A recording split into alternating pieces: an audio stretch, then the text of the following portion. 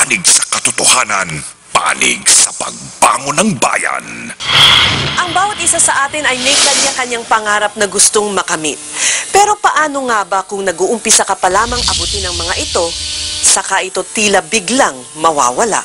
Ganito ang nangyari sa Pinoy Dream Academy finalist na si Ronnie Liang nang matakasan niya ang isang disgrasyang muntik na niyang ikamatay. Ako si Ces Orenia Drilon. I survive!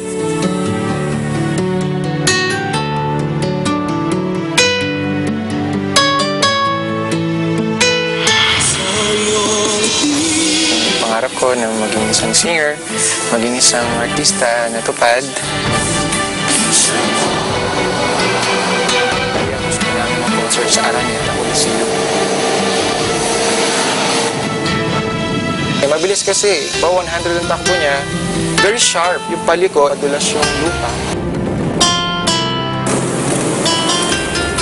Ayan na, mapagkanat. Doon ako nagising na. Kitang-kita talaga ng dalawang mata ko yung paano basag yung salamin.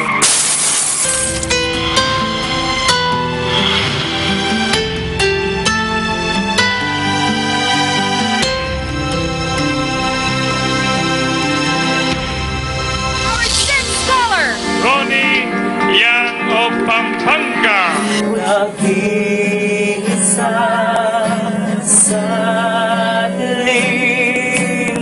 Agosto 2006, isa si Ronnie Liang sa mapalad na maging bahagi ng kauna-unahang Pinoy Dream Academy. Isang singing contest kung saan ipinapasok ang mga kalahok sa isang dormitoryo upang mag-training bilang mahusay na mang-aawit. Halos 5 buwan ang itinagal ng kompetisyon.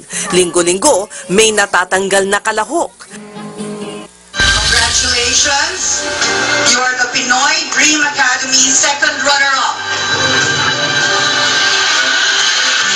Ronnie! Sa pagtatapos ng patimpalak, si Ronnie ang itinanghal na second runner-up. Ang pangyayaring ito ang tila naging susi sa unti-unti niyang pagtupad sa mga pangarap niya para sa kanyang pamilya.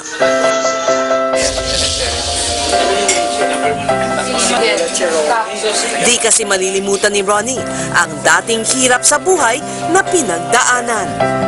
Pag nakikita ko yung mga magulang ko, yung tulala, alam mo yun, yung malalim ang iniisip. So, matutulog na ako. Lagi kong pinagdarasan na, Lord, kahit hindi na ako, sabi ko yung, kahit hindi na po yung gusto ko, yung gusto na lang ng parents ko yung ibigay nyo. Magkaroon kami ng bahay, makatulong po sa kanila. Talagang umiiyak ako na pag-prepare ako bago matulog. Merong time na wala akong pera. Ang 20 pesos sa akin parang napaka-precious na. Parang, wow, at least may 20 pesos. I was a working student. Nag-work ako sa fast food and sa video shop. And then kinagabihan, nag-aaral ako. Sideline ko yung nagmo-modeling. Tubong Pampanga, bunso sa 6 na magkakapatid si Ronnie. Pero sa kasalukuyan, siya na ang masasabing tumatayong breadwinner ng pamilya.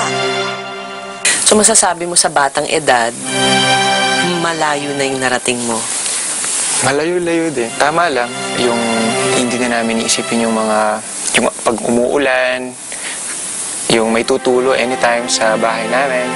Then di namin isipin yung may kakainin pa ba next week, may kakainin pa ba bukas, gano'n. At least alam namin meron kaming konti na security, yun gano'n. Dati hindi ganun. Dati hindi ganun kasi anytime pag may kumakatok sa gate namin, kinakabahan kami, nanay ko tumataas ng presyon kasi papaalisi kami. Kasama sa premyong nakuha ni Ronnie ang 200,000 piso, isang condominium unit at maliit na negosyo. Pero higit sa premyong material, ang mas mahalaga sa kanya ay ang pintong binuksan nito sa kanyang buhay. Masaya dahil yung pangarap ko na maging isang singer, maging isang artista na tupad. Matunaw ang puso kong sa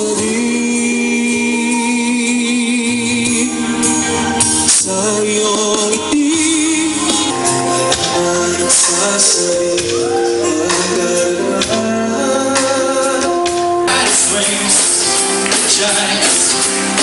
Kalakip kasi ng pagkapanalo niya sa PDA ay ang pagiging recording artist at pagiging regular na bahagi ng ilang programa sa ABS-CBN.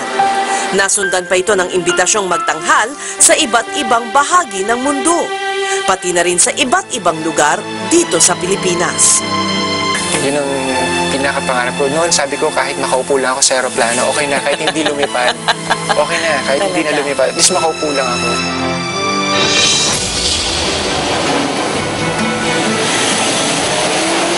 Kaya naman, ang imbitasyong magtanghal sa El Nido, Palawan, hindi inakala ni Ronnie na magiging mitya sa muntikan ng maging katapusan ng kanyang bagong karera.